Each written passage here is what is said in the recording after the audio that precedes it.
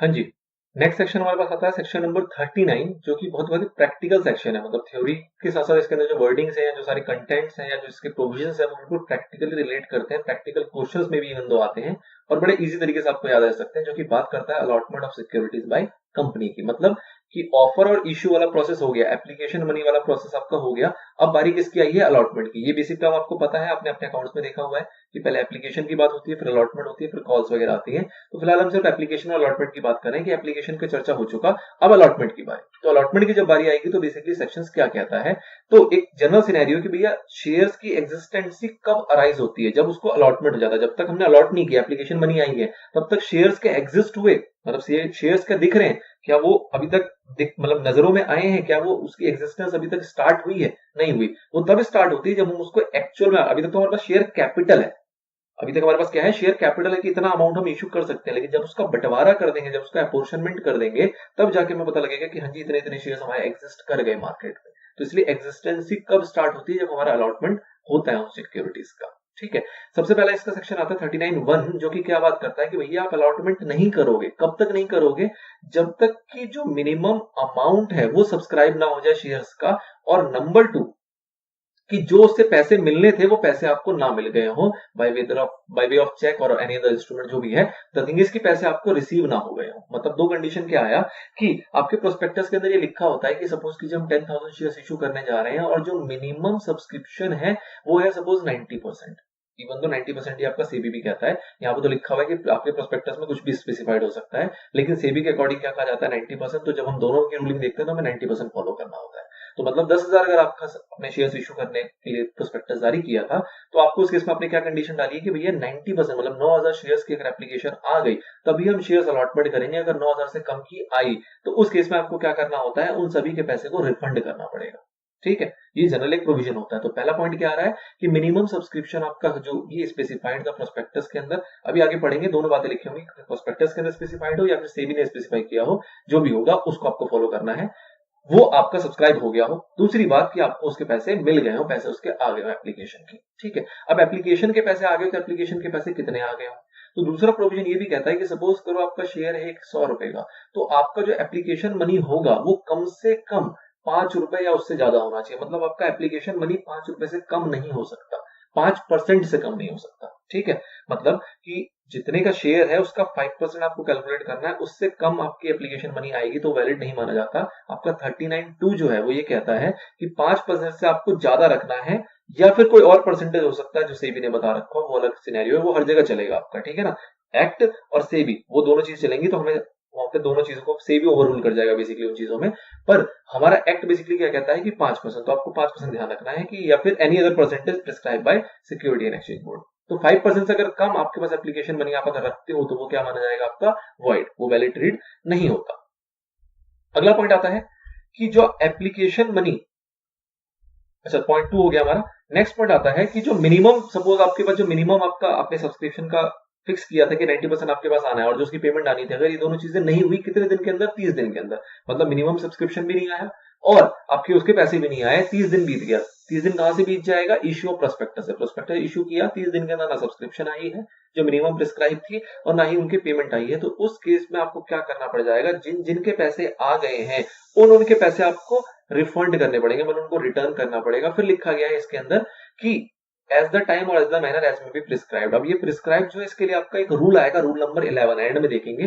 वो रूल ये बताता है कि आपको वो पैसे को जब आपका इश्यू का प्रोसेस क्लोज हो गया उसके 15 दिन के अंदर रिफंड करना पड़ जाएगा, अगर आप अलॉटमेंट नहीं करने वाले हो तो। मतलब अगर मिनिमम सब्सक्रिप्शन नहीं आया हुआ तो आप अलॉटमेंट नहीं करोगे, तो उस केस में जितने लोगों के पैसे आ गए हैं उनको आपको रिफंड करना पड़ेगा अगले 15 दिन के अंदर। सपोज करो आपने डिफॉल्ट कर दिया, 15 दिन के अंदर नहीं किया, तो उस केस में आपको 15 दिन के अंदर अगर नहीं किया तो उसके बाद 15% इंटरेस्ट के साथ आपको रिफंड करना पड़ेगा। पेनल्टी जो लगेगी वो तो लगेगी। उन लोगों को आपको जो पैसे रिफंड करने पड़ेंगे 15% पर एनम के हिसाब से इंटरेस्ट जोड़ते हुए पैसे वापस करने पड़ेंगे, एंड टुगेदर विद जो इंटरेस्ट और जो पेनल्टी का प्रोविजन है जो डिफॉल्ट डायरेक्टर के ऊपर लगेगा वो तो लगेगा ही लगेगा। ठीक है। तो ये बात करता है किस चीज की? रिटर्न को लेके आपका पॉइंट नंबर 3। पॉइंट नंबर 4 आता है कि ऑब्वियस सी बात है, अगर ये सारा कुछ नहीं हुआ, सब कुछ अच्छा खासा होता रहा, मतलब कि आपने प्रॉपर एप्लीकेशन आ गई, प्रॉपर अलॉटमेंट कर दिया, सब कुछ सही चल रहा, तो आपको एक रिटर्न भी फाइल करनी पड़ेगी जिसके अंदर आप अलॉटमेंट का पूरा सिनेरियो वहां पे दोगे। किसको? रजिस्ट्रार को। मतलब रिटर्न ऑफ अलॉटमेंट नाम का एक दस्तावेज है जो कि रजिस्ट्रार के पास दिया जाएगा। अगर आप ऐसा नहीं करते हो, मतलब क्लॉज 3 सबसेक्शन 3 और सबसेक्शन 4 जो था आपका रिटर्न का और रिटर्न फाइलिंग का, लोगों को पैसे रिटर्न करने का और रिटर्न ऑफ अलॉटमेंट को फाइल करने का, अगर ये दोनों चीजें आप नहीं करते हो तो कंपनी को और ऑफिसर को जो भी ऑफिसर डिफॉल्ट माना जाएगा उस पर पेनल्टी लगेगी। और जब भी डेज वाली पेनल्टी होती है तो वहां पर हमने क्या लिखा है कि 1000 रुपए प्रतिदिन के हिसाब से मैक्सिमम 1 लाख रुपए तक की पेनल्टी आपके यहाँ पे इम्पोज की जाती है। ठीक है, तो जितने दिन का भी डिफॉल्ट रहा, जितने दिन आपने लौटाने में पैसे लौटाने में टाइम लगाया, उतने दिन के हिसाब से 1000 रुपए के हिसाब से आपकी पेनल्टी लग जाएगी। अगर मैक्सिमम उसको 1 लाख रुपए तक लेके जाएंगे। अगर आपने रिटर्न फाइल किया सपोज 10 दिन लेट, तो 10 दिन इंटू 1000 रुपए, 10,000 रुपए की आपको पेनल्टी अलग से पे करनी पड़ेगी। रिटर्न में लेट करोगे तो आपको इंटरेस्ट भी देना है, वो अलग है। जो एप्लीकेंट है उसको इंटरेस्ट पे करना है 15%, वो अलग है। और ये जो पेमेंट है आपको गवर्नमेंट को करनी होगी, जो कि आपकी पेनल्टी के अंदर कवर हो जाएगा। तो बेसिकली ये 5 बातें हैं जिसको यहाँ पे अच्छे से बताया गया सेक्शन नंबर 39 के अंदर, ये पांचों सब सेक्शंस को। अब इसी को पिक्चराइज करते हुए एक बार रिवाइज कराया हुआ है, तो एक बार देख लेते हैं इसको भी, जरूरी है आपके लिए एक बार कॉन्सेप्ट और क्लियर करने के लिए। तो कह रहे जी मिनिमम सब्सक्रिप्शन आना है, अलॉटमेंट के लिए क्या जरूरी है, मिनिमम सब्सक्राइब होना चाहिए, एप्लीकेशन मनी जो थी वो आपकी रिसीव हो जानी चाहिए, और एप्लीकेशन मनी जो है वो आपकी 5% से कम नहीं होनी चाहिए, 5% या any other percentage specified by SEBI. ठीक है, उससे कम नहीं होना चाहिए, तभी जाके आप अलॉटमेंट कर सकते हो। ये आ गया। उसके बाद कि मिनिमम सब्सक्राइब ना हुआ हो और पैसे भी आपको ना मिले हो, तो उसके इसमें क्या करना पड़ेगा आपको, कब तक ना हुए हो, 30 दिन के अंदर या फिर कोई भी पीरियड जो भी स्पेसिफाइड किया गया था, अगर इसके अंदर तक आपको नहीं मिला तो आपको क्या करना पड़ेगा, आपको उसमें रिटर्न करना पड़ जाएगा। कितने दिन के अंदर, 15 दिन के अंदर। 15 दिन कहां से, क्लोजर ऑफ इश्यू, जिस दिन से इश्यू आपका बंद हो गया उसके बाद से 15 दिन के अंदर अंदर आपको उसको रिफंड रिटर्न करना पड़ जाएगा। अगर कंपनी प्रॉपर्ली अलॉटमेंट कर देती, तो उसके इसमें क्या पॉइंट आया था कि अगर प्रॉपर्ली अलॉटमेंट कर देती, जो पॉइंट नंबर 4 था, तो उसके इसमें आपको क्या करना पड़ेगा, एक रिटर्न फाइल करना पड़ेगा जो कि अलॉटमेंट की सारी जानकारी देगा। फिर 5th पॉइंट आया था कि अगर डिफॉल्ट हो जाता तो उसके इसमें क्या होगा, आपका 1000 रुपए हर दिन के हिसाब से मैक्सिमम 1 लाख रुपए, विच एवर इज लेस के प्रोविजन के अकॉर्डिंग आपको इसके ऊपर पेनल्टी पे करनी पड़ेगी। नाउ रूल 11 की बात कर लेते हैं।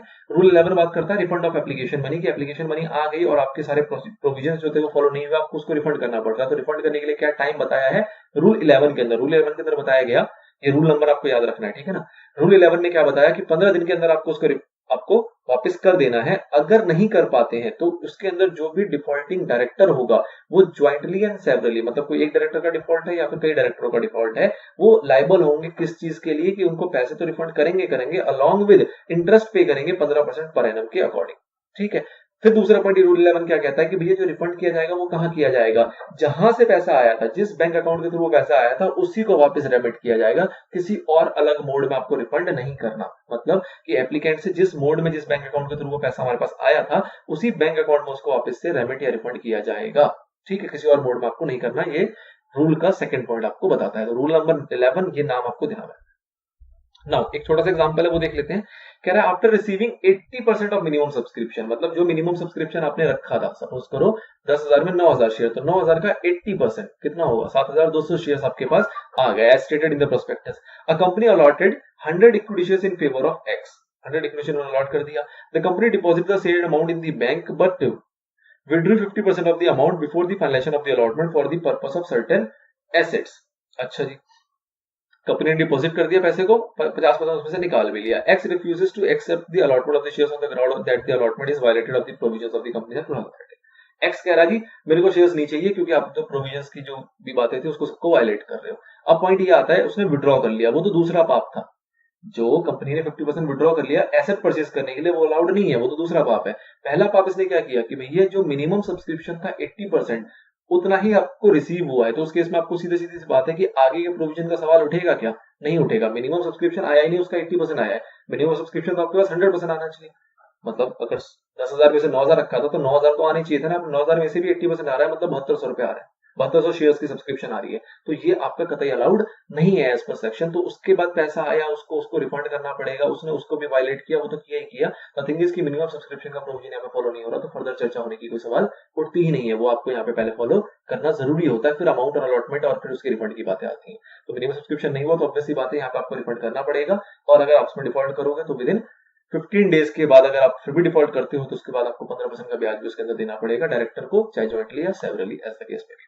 ठीक है, बाकी फिर पेनल्टी का पॉइंट भी था, वो भी आपको ध्यान रखना है इसके अंदर। तो ये सारी चीजों को आपको लिखोगे, इन्होंने बहुत छोटी सी बात लिखी है, थोड़ा सा आप इसको और लंबा लिख सकते हो इसके आंसर। चलिए, this is all about section number 39 practical sections का। होपफुली आपको ये समझ में आया होगा।